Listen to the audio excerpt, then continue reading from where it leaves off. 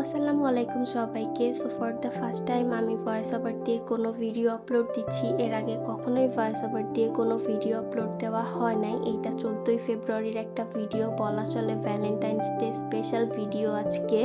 Valentine's ডেতে তো সবারই কত রকমের প্ল্যান থাকে। সো আমিও ভাবলাম আমি কেন বসে থাকবো, আমিও ঘোরাঘুরি করে আসি। সো আজকের দিনটা কেমন কাটে চলো তোমাদের সাথেও শেয়ার করি। সো ফার্স্টে আমি একটু পর্যটনের সামনে যাই, ফুলের দোকানে একটু ঘোরাঘুরি করি অ্যান্ড এরপরে চলে যাই আমাদের জাতীয় স্মৃতিসৌধে একটু ঘোরাঘুরি করার জন্য।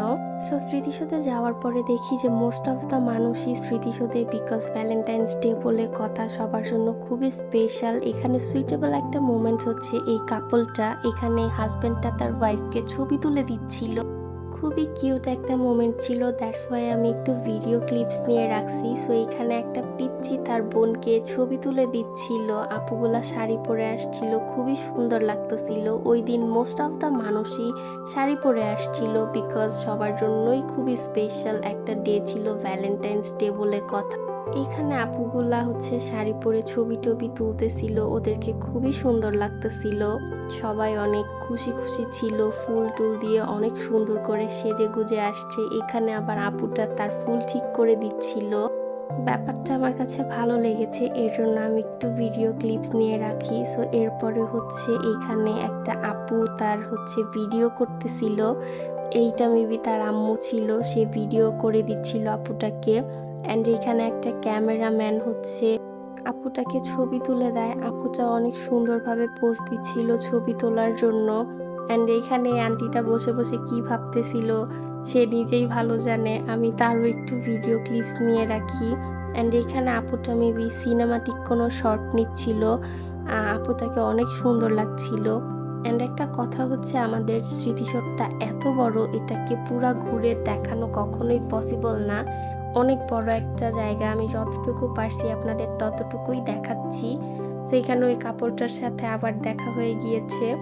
সো একটু হাঁটাহাঁটি করতে করতে এই দুইটা মেয়েকে দেখি যে ওরাও শাড়ি পরে ছবি তুলতেছে। সো এখানে একটা ফ্যামিলি হচ্ছে মেবি পিকনিকের মতো কিছু একটা করতেছিল। সো একটু পিছন সাইডে যাই, যাওয়ার পরে দেখি যে এখানেও কয়েকটা আপু শাড়ি পরে ভিডিও করতেছে, কিছু ক্যামেরাম্যান হচ্ছে তাদের ছবি তুলে দিচ্ছিল।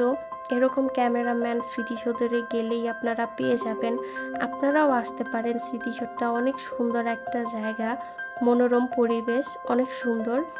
তো এইখানে যে যার মতো করে ছবি তুলছিল, কেউ কেউ ভিডিও করতেছিল। সো আমি যেহেতু ভিডিও করতেছিলাম, আমি হালকা পাতলা কিছু ভিডিও ক্লিপস নিয়ে রাখি।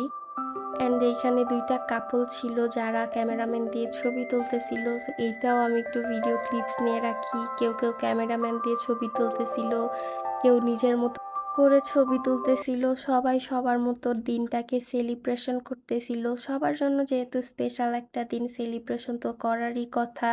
সবাই অনেক হ্যাপি ছিল ওই দিন। সেইখানে কয়েকটা আপু দেখি ফটোশ্যুট করতেছে, ওই দিন লিটারালি সবাই ফটোশ্যুট করতেছিল যে যার মতো করে। সো এখানে হচ্ছে একটু ঘোরাঘুরি করি। অ্যান্ড ওই দিন অনেক কাপল ছিল স্মৃতিসৌধে, এখানেও দুইটা কাপল হেঁটে হেঁটে আসছিল দেখে আমি একটু ভিডিও ক্লিপস নিয়ে রাখি। এখানে আরও কয়েকটা আপু শাড়ি পরে এভাবে দাঁড়াইছিল। আসলে ওই দিন যে নিজেকে যত সুন্দরভাবে প্রেজেন্ট করতে পারে সেভাবে করেই প্রেজেন্ট করেছে। সো স্মৃতিসৌধ আসলে এত বড়, একদিনে আপনাদের ঘুরে দেখানো পসিবল না।